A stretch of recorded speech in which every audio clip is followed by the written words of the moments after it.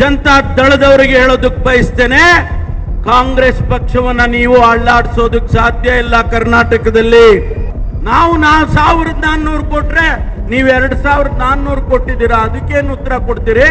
ಯಾರು ಕೋಮುವಾದಿ ಪಕ್ಷ ಇದೆ, ಭಾರತೀಯ ಜನತಾ ಪಾರ್ಟಿ ಕೋಮುವಾದಿ ಪಕ್ಷದ ಜೊತೆಯಲ್ಲಿ ಸೇರ್ಕೊಂಡು ಇವತ್ತು ಮಂತ್ರಿ ಆಗಿದ್ದೀರಾ. ನೀವು ನಾಚಿಕೆ ಆಗೋದಿಲ್ಲ ನಿಮಗೆ? ಭಾರತೀಯ ಜನತಾ ಪಾರ್ಟಿ ಮತ್ತು ಜನತಾ ದಳದ ಟೀಕೆ ಟಿಪ್ಪಣಿಗಳಿಗೆ, ಅವರ ಸುಳ್ಳು ಹೇಳಿಕೆಗಳಿಗೆ,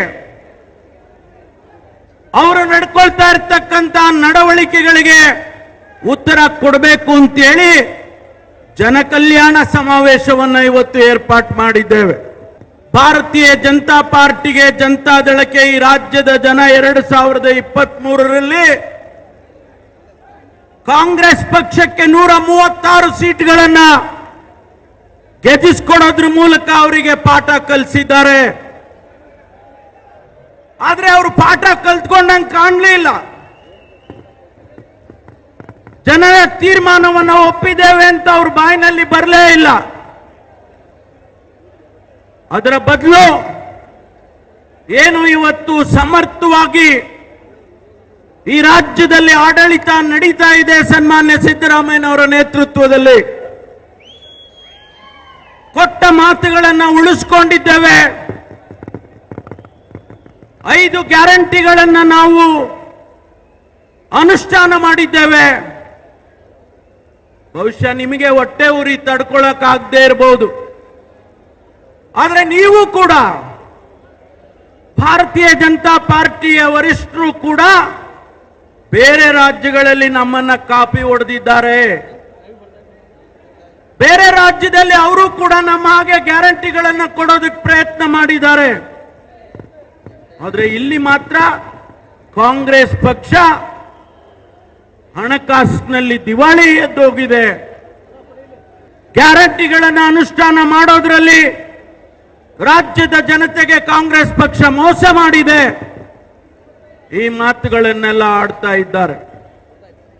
ಸ್ನೇಹಿತರೆ, ಇವತ್ತು ನಾನು ಈ ವೇದಿಕೆ ಮೂಲಕ ಭಾರತೀಯ ಜನತಾ ಪಾರ್ಟಿ ಅವರಿಗೆ ಹೇಳೋದಕ್ಕೆ ಬಯಸ್ತೇನೆ, ಜನತಾ ದಳದವರಿಗೆ ಹೇಳೋದಕ್ಕೆ ಬಯಸ್ತೇನೆ, ಕಾಂಗ್ರೆಸ್ ಪಕ್ಷವನ್ನ ನೀವು ಅಳ್ಳಾಡಿಸೋದಕ್ಕೆ ಸಾಧ್ಯ ಇಲ್ಲ. ಕರ್ನಾಟಕದಲ್ಲಿ ಯಾವುದೇ ಕಾರಣಕ್ಕೂ ನಮ್ಮಲ್ಲಿ ಯಾವ ಭೇದ ಭಾವ ಇಲ್ಲ. ನೀವು ಹುಟ್ಟಾಕ್ತಾ ಇದ್ದೀರಿ ಭೇದ ಭಾವ.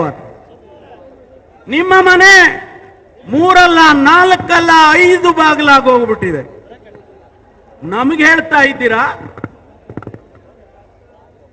ನಿಮ್ ತಟ್ಟೆನಲ್ಲಿ, ನಮ್ಮ ತಟ್ಟೆನಲ್ಲಿ ನೊಣ ಬಿದ್ದಿದೆ ಅಂದ್ರೆ ನಿಮ್ ತಟ್ಟೆನಲ್ಲಿ ಹೆಗ್ಗಣ ಬಿದ್ದಿದೆ, ಅದು ಗೊತ್ತಾಗ್ತಾ ಇಲ್ಲ ನಿಮಗೆ.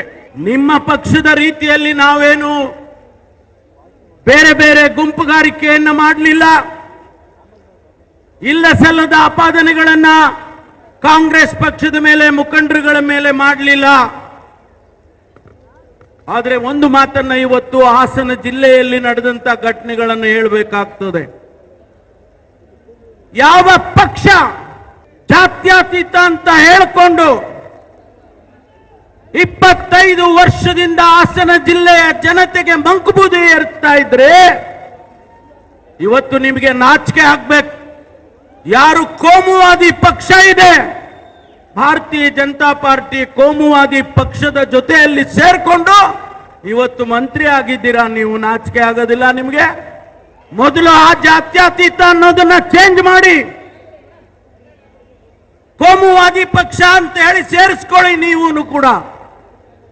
ಆದ್ರಿಂದ ಸ್ನೇಹಿತರೆ, ಇವತ್ತು ಇಲ್ಲಿಂದ ಒಂದು ಸಂದೇಶ ಹೋಗ್ಬೇಕು. ಬಿಜೆಪಿಗೆ, ಜೆಡಿಎಸ್ಗೆ ಇಲ್ಲಿಂದ ಒಂದು ಸಂದೇಶ ಹೋಗ್ಬೇಕು. ಏನ್ ಮಾಡ್ತಾ ಇದ್ದೀರಿ ರಾಜ್ಯದಲ್ಲಿ? ಹಿಜಾಬ್ ತಗೊಂಡ್ ಬಂದ್ರಿ, ಗೋಮಾಂಸದ ಇಶ್ಯೂ ತಗೊಂಡ್ ಬಂದ್ರಿ, ಯಾವುದು ನಡೀಲಿಲ್ಲ. ಆದ್ರೆ ಇವತ್ತು ಮೂಢ ಹಗರಣ ತರ್ತಾ ಇದ್ದೀರಿ. ವಕ್ಫ್ ಪ್ರಾಪರ್ಟಿಗೆ ಆ ಇಶ್ಯೂ ತಗೊಂಡು ಬರ್ತಾ ಇದ್ದೀರಿ. ಯಾರ್ ಸ್ವಾಮಿ ನೋಟಿಸ್ಗಳು ಕೊಟ್ಟಿದ್ದು? ವಕ್ಫ್ ಪ್ರಾಪರ್ಟಿ ಬಗ್ಗೆ 2400 ನೋಟಿಸ್ ಅನ್ನ ಕೊಟ್ಟವರು ಯಾರು? ಕಾಂಗ್ರೆಸ್ ಪಕ್ಷ ಇವತ್ತು ನಾವು ನಿಜ ಅಲ್ಪಸಂಖ್ಯಾತರ ಪರವಾಗಿದ್ದೇವೆ ಅನ್ನೋದು ನಿಜ, ಅದು ನಾವೇ ಮುಚ್ಚಿಟ್ಕೊಂಡಿಲ್ಲ. ಈ ದೇಶದ ಪ್ರತಿನಿಧಿಗಳು ಅವರು ಕೂಡ ನಮ್ಮ ಹಾಗೆ ಜೀವನವನ್ನ ಮಾಡ್ತಾ ಇರ್ತಕ್ಕಂಥ ಜನ, ಇಲ್ಲೇ ಹುಟ್ಟಿ ಬೆಳೆದು ಇಲ್ಲೇ ಸಾಯ್ತಕ್ಕಂಥ ಜನ. ನಾವು ಕೂಡ ಅವ್ರನ್ನ ಸಮಾಜದಲ್ಲಿ ಮುಂದೆ ತರಬೇಕು ಅಂತ ಹೇಳುವಂತದ್ದು. ಹಾಗಾಗಿ ಇವತ್ತು ಆ ವಕ್ಫ್ ಪ್ರಾಪರ್ಟಿ ಇವತ್ತು 2-3 ಟೀಮ್ ಮಾಡ್ಕೊಂಡು ಹೊರಟ್ಬಿಟ್ಟಿದ್ದಾರೆ. ನಿಮಗೆ ನಾಚಿಕೆ ಬರಬೇಕಲ್ಲ. ಅತಿ ಹೆಚ್ಚು ನೋಟಿಸ್ಗಳು ನಿಮ್ ಕಾಲದಲ್ಲೇ ಕೊಟ್ರೆ 2400, ನಾವು 1400 ಕೊಟ್ರೆ ನೀವು 2400 ಕೊಟ್ಟಿದ್ದೀರಾ. ಅದಕ್ಕೇನು ಉತ್ತರ ಕೊಡ್ತೀರಿ? ಇವತ್ತು ಪಾದಯಾತ್ರೆ ಮೂಲಕ ಅಥವಾ ಹಳ್ಳಿಗೆ ಊರೂರಿಗೆ ಹೋಗ್ತೀವಿ ಅಂತ ಹೇಳ್ಕೊಂಡು ಹೊರಟಿದ್ದೀರಿ, ಏನು ಉತ್ತರ ಕೊಡ್ತಾ ಇದ್ದೀರಿ? ಸ್ನೇಹಿತರೆ, ಮೂಡಾದ ಹಗರಣ ಅಂತ ಹೇಳಿ ಇವತ್ತು ಯಾವುದೋ ಒಂದು ಸಣ್ಣ ವಿಷಯವನ್ನ ತೆಗೆದುಕೊಂಡು ಬಂದು ಕೇಂದ್ರದ ಏಜೆನ್ಸಿಗಳ ಮೂಲಕ ನೀವು ನಮ್ಮ ಸರ್ಕಾರವನ್ನ, ಮುಖ್ಯಮಂತ್ರಿಗಳನ್ನ ಅಸ್ಥಿರ ಮಾಡೋದಕ್ಕೆ ಹೊರಟಿದ್ರೆ ನೀವೇನು ನಮ್ಮನ್ನ ಅಲ್ಲಾಡಿಸೋದಕ್ಕಾಗೋದಿಲ್ಲ. ಅದಕ್ಕೆ ವಿರುದ್ಧವಾಗಿ 3 ಚುನಾವಣೆಯಲ್ಲಿ ಇವತ್ತು 3 ಬೈ ಎಲೆಕ್ಷನ್ ಅಲ್ಲಿ ಜನ ನಮ್ಮ ಪರವಾಗಿ ಮತ ಹಾಕಿದ್ದಾರೆ. ನಮಗೆ ಇವತ್ತಿನ ದಿವಸ ಆಶೀರ್ವಾದ ಮಾಡಿದ್ದಾರೆ, ಮುಂದೆಯೂ ಕೂಡ ಆಶೀರ್ವಾದ ಮಾಡ್ತಾರೆ ಎನ್ನುವುದನ್ನ ನಾನು ಈ ಸಂದರ್ಭದಲ್ಲಿ ಹೇಳೋದಕ್ಕೆ ಬಯಸ್ತೇನೆ. ಸ್ನೇಹಿತರೆ, ಮಾತನಾಡ್ತಕ್ಕಂಥವ್ರು ಬಹಳ ಜನ ಮುಖಂಡರುಗಳಿದ್ದಾರೆ, ನಾನು ಹೆಚ್ಚಿಗೆ ಮಾತನಾಡೋದಕ್ಕೆ ಹೋಗೋದಿಲ್ಲ. ಒಂದು ಮಾತನ್ನ ಹೇಳೋದಕ್ಕೆ ಬಯಸ್ತೇನೆ. ಕಾಂಗ್ರೆಸ್ ಪಕ್ಷ ಕರ್ನಾಟಕದಲ್ಲಿ ಸುಭದ್ರವಾಗಿದೆ, ಸರ್ವ ಜನಾಂಗದ ಶಾಂತಿಯ ತೋಟ ಅಂತ ನಾವೇನು ಹೇಳಿದ್ದೇವೆ ಅದನ್ನ ನಾವು ಅನುಷ್ಠಾನ ಮಾಡೇ ತೀರ್ತೇವೆ ಅನ್ನುವಂತ ಮಾತನ್ನ ಹೇಳಿ ನನಗೆ ಅವಕಾಶಕ್ಕಾಗಿ ವಂದಿಸಿ ನನ್ನ ಮಾತು ಮುಗಿಸ್ತೇನೆ.